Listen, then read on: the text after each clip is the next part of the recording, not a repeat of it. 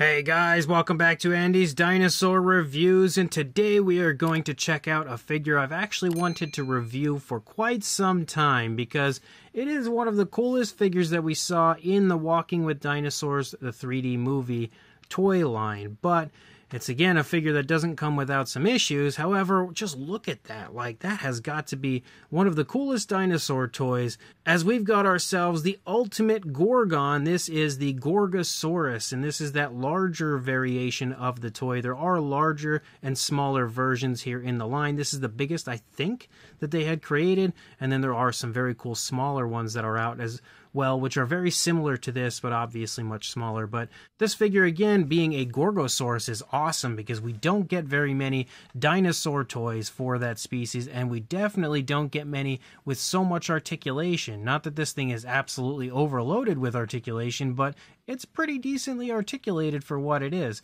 So without further ado, let's jump to a closer look and check it out from there. So starting up here at the head sculpt, again, look at that head sculpt. That looks really, really nice as far as like the overall appearance to it. It looks really cool and definitely resembles the Gorgosaurus from the Walking with Dinosaurs 3D movie pretty nicely. The only downside for the face, well, there's two. First of all, I would say is the fact that the skin texture isn't overly impressive. For the most part, the detailing is kind of muted throughout, as you can see. Again, some areas look all right, like as you lead down here into the lower jaw, you've got some decent scale detail, but when you come up here, the skin texture looks a little washed out, which is unfortunate. Primarily, we have a grayish tone for the body color, but there are like some kind of metallic blues showing up through the course of the face, just kind of sporadically. But that's where my second complaint comes in, because as you move down here to the lower jaw, you can see the paintwork is pretty sloppy, does not look very nice and naturally applied, and looks very, very generic and almost like paint mishaps than actual body color. But I will say the eyes are painted pretty nicely. We have a yellow and a black pupil. It does have a little bit of a shine to it, and it's nicely placed. We do have an articulated jaw as well, which is really cool, and as you can see, the jaw can open pretty wide. When you look at the teeth, they look all right for the most part. They're sculpted quite nicely for what they are. Again, you don't want them looking actually sharp, because back then, it's not like Mattel now where they have that softer material for the teeth. Back then, toy dinosaurs didn't necessarily have that, so we have harder teeth. So again, I can understand why they're kind of curved. I don't think that takes away from the figure at all. The only thing inside the mouth, though, is the fact that you can see there's not really any texturing at all. We do have a nice kind of like a pinkish tone in there, and you can see the tongue is sculpted pretty decently, but there's not a whole lot else outside of that going on in there when it comes to the detail. So it has a little bit of a cheap look on the inside of the mouth, but as you can see, the jaw does articulate pretty nicely, though it does pop open often. I usually can get it shut.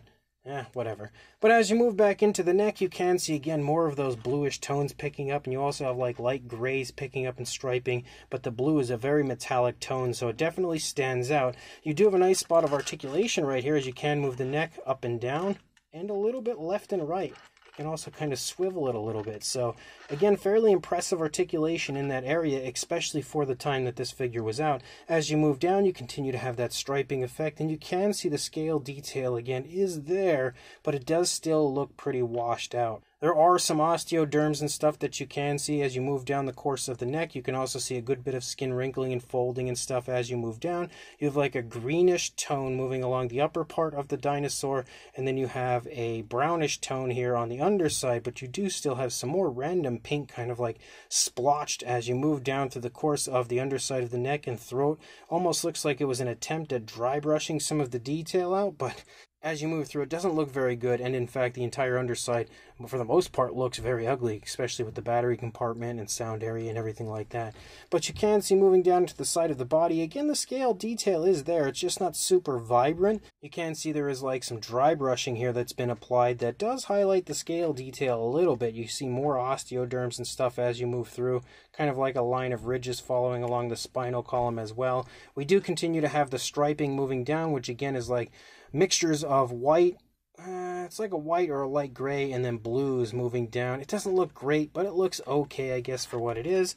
As you move down into the thigh, you can see some more nice looking skin detail coming from the back, like skin wrinkles and stuff, and you can see more of the dry brushing that they've applied, helping to highlight the detail. I think the detailing in the leg actually looks pretty decent. Again, it could be more vibrant, but for the most part, it looks all right. As you move down, you do, again, have more random paint, just not really nicely applied.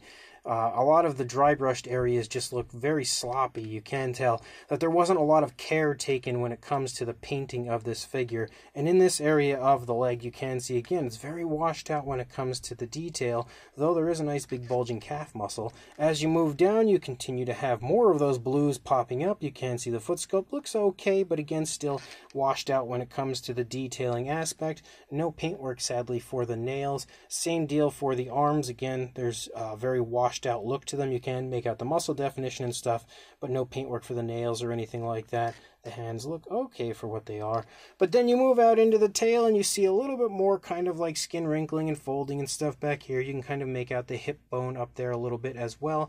And then you lead out into the tail. We continue to have that striping effect here for the tail as we move along. And again, that runs the entire length of the tail. The tail does have a pretty strong curve to it.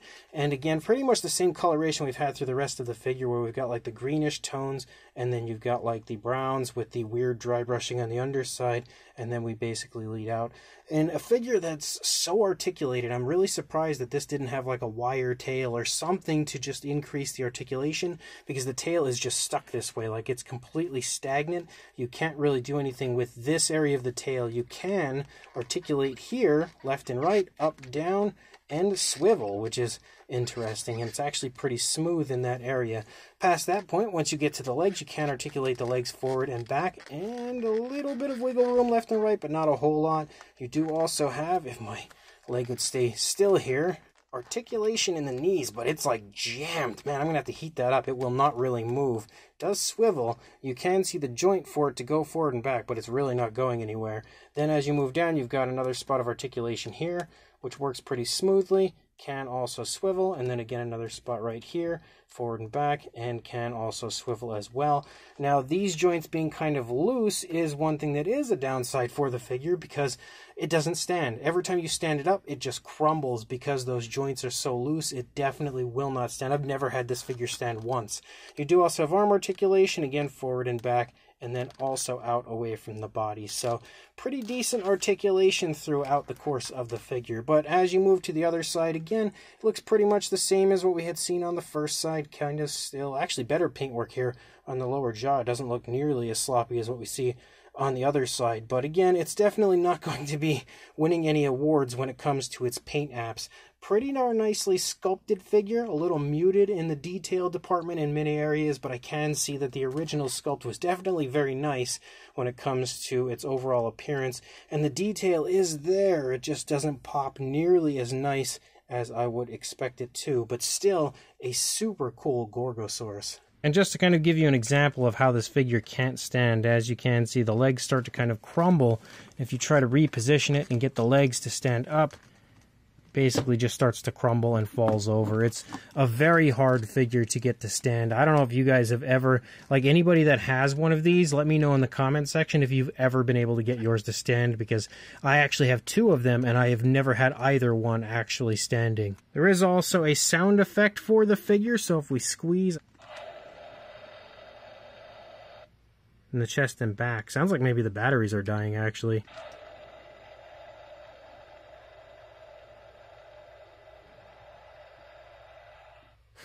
It definitely doesn't sound good. It doesn't even sound like a dinosaur roar. So I don't know if my batteries are dying. I'm going to have to take them out and try it again, I guess, and see if the batteries, if I get new batteries in it, if it works any better. But yeah, I mean, you can kind of hear some dino noises in there. Just doesn't sound very good. So I went and put new batteries in this, and we'll see if the sounds are a little better now.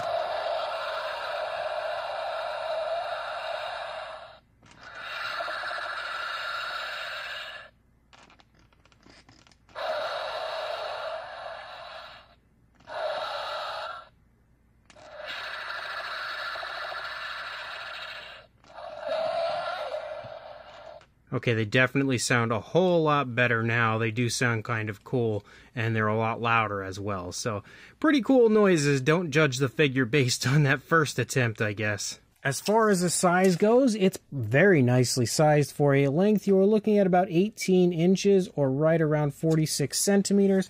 And then for a height, in the position it's currently in, around 8 inches or about 20.5 centimeters, though you could obviously position it up higher because of the articulation. But for a size comparison, there is Mr. Papo T-Rex, the Attack Pack Colovosaurus, Robert Muldoon, and the Collect A human being next to our Gorgosaurus from the Walking with Dinosaurs 3D movie. And you can see, again, when it comes to the Ultimate Gorgon version, it's very large. You can very clearly see it massively outsizes everything here standing next to it. And the same, of course, can be said if we bring in a Mattel Velociraptor and Dilophosaurus. They're still way, way smaller. I think the best comparison I can give you is here with a Mattel Extreme Damage T-Rex, which you can see, again, as far as like the Extreme Damage or Extreme Chompin' T-Rex, they are pretty much exactly the same size. Like when you look at them from the side, the heads are pretty much the same size, the bodies are very close, and the length as well is very, very similar. So if you do have an Extreme Chompin' or Extreme Damage T-Rex, you definitely already have a very good idea as far as the size goes for this Gorgosaurus. And then for one final comparison, we also have the Beasts of the Mesozoic version of the Gorgosaurus, which you can see is also actually kind of similar in size to the Ultimate Gorgon. If we come up above, you can see that the Beasts of the Mesozoic version is going to be significantly longer. It's also a little bit leaner and has less body mass, but kind of similar in size overall. So this Walking with Dinosaurs, the 3D movie Ultimate Gorgon figure is pretty cool, though it is a little bit of a mixed bag. Like, it's just awesome to have such a very cool articulated version of a Gorgosaurus. It's also cool to have one that looks so screen accurate, because I think when it comes to capturing the likeness of the Gorgosaurus from the film, they did a great job. Like, it really does look like that version of the Gorgosaurus. As far as what my memory brings to me, again, I feel like it looks very much so like the dinosaur in the film. And the downsides, though, are the fact that the paint is very sloppy through a large amount of the figure when it comes to like that weird dry brushing. And it's not just like the blues, it's the light tones on the underside. Very inconsistent, very sloppy. Doesn't look like body color, looks a lot more like paint on a figure. That said, a lot of the other coloration looks okay, like the greenish tone moving through. They've also applied some light dry brushing in certain areas to help highlight the detail. The striping doesn't look that great moving along the back, but it looks okay. The eyes are painted nicely. The teeth and everything on the inside of the mouth look okay as far as, you know, everything goes. There's no real sloppiness. Of course, the teeth look like they're a separate piece put in, but it still looks okay.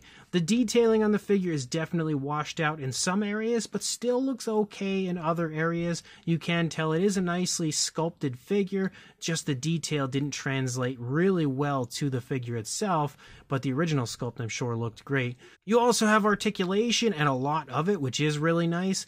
The only downside is the fact that the articulation in the legs is very loose, which causes the figure to kind of collapse and it won't stand on its own. But the articulation in general is really fun, especially when this figure was made, because you didn't usually get figures with so much articulation. And again, it is very smooth for the most part as far as the way it operates. It's just a little bit loose. Overall, though, it is still a pretty cool figure, and one that I would say is worth picking up. So if you are interested, check eBay, Facebook Marketplace, pretty much anywhere you can buy older dinosaur figures that are no longer made. And again, scoop one up from there. And of course, like, comment, and subscribe, and I will see you in the next review. Thanks for watching.